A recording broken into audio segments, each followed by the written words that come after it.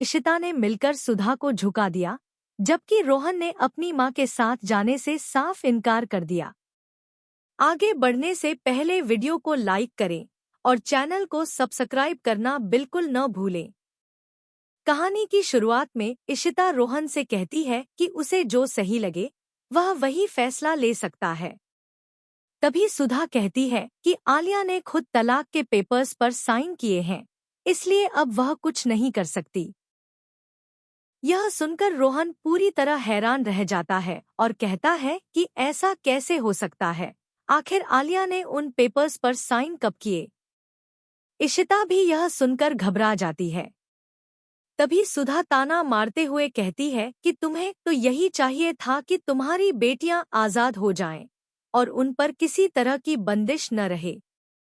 इशिता जवाब देती है कि उसका ऐसा कोई मतलब नहीं था और यह सब हो ही नहीं सकता। दूसरी तरफ आदि अपनी सफलता पर खुश होकर कहता है कि डॉक्टर इशिता की वजह से उसे जिंदगी का सबसे बड़ा मौका मिला है, जो पहले कभी नहीं मिला था। वह उनकी खूब तारीफ करता है और अपने दोस्त से कहता है कि अब जो जरूरी होगा वही करेंगे। इधर रोहन अब भी उलझन में है और बार बार कहता है कि यह सब नामुमकिन है। तभी सुधा उसे याद दिलाती है कि उसने पहले ही कहा था। इसके बाद रोहन इशिता के पास जाकर कहता है कि यहाँ रहकर उसे इस परिवार की भावनाओं का एहसास हुआ है और सभी लोग बहुत अच्छे हैं। इसलिए वह अपनी मां के साथ नहीं जाना चाहता, बल्कि आलिया को अपनी शादी बचाने का एक और मौका देना चाहता है। यह सुनकर सुधा हैरान रह जाती है और आलिया से बात करने पहुंचती है। आलिया साफ कह देती है कि उसने किसी भी तलाक के पेपर पर साइन नहीं किए। तभी रूही सारा सच सामने लाते हुए करण पर आरोप लगाती है कि उसने पीहू के बहाने आलिया के सिग्नेचर करवाए थे। रोहन को यह सुनकर बहुत गुस्सा आता है और वह करण को जोरदार थप्पड़ मार देता है।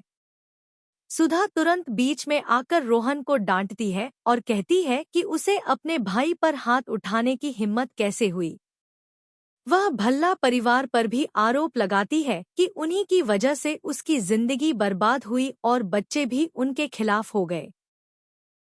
रूही पलटकर कहती है कि उन्हें भी सुधा के साथ रहने का कोई शौक नहीं है। करण भी गुस्से में कहता है कि यहाँ उनकी कोई इज्जत नहीं है और वे अब यहाँ नहीं रुकेंगे। इसके बाद सुधा एक और शर्त रखती है कि अगर रोहन को अपने साथ ले जाना है तो पहले कंपनी के सारे कागजों पर साइन करने होंगे और पूरी प्रॉपर्टी उनके नाम करनी होगी। लेकिन रोहन साफ मना कर देता है और कहता है कि जब तक मां अपने हक के लिए लड़ रही थी तब तक वह चुप था, लेकिन अब वह किसी गलत बात का साथ नहीं देगा। यह देखकर रमन और इशिता को भी रोहन की सच्चाई का एहसास होने लगता है। बाद में बाला रोहन को समझाता है कि उसने और उसके परिवार ने रमन इशिता के साथ बहुत कुछ किया है, लेकिन रोहन कहता है कि सिमी बुआ ने उसे हमेशा अपने बेटे जैसा प्यार और सम्मान दिया, जो उसे अपनी मां से भी कभी नहीं मिला। वह यह भी कहता है कि अब वह खुद को बदलना चाहता है और आलिया के साथ अपने रिश्ते को एक और मौका देना चाहता है। पूरा परिवार रोहन की बातें सुनकर हैरान रह जाता है। सुधा उसे अपने साथ चलने के लिए कहती है, लेकिन रोहन साफ इनकार कर देता है और कहता है कि पहले वह आलिया से बात करेगा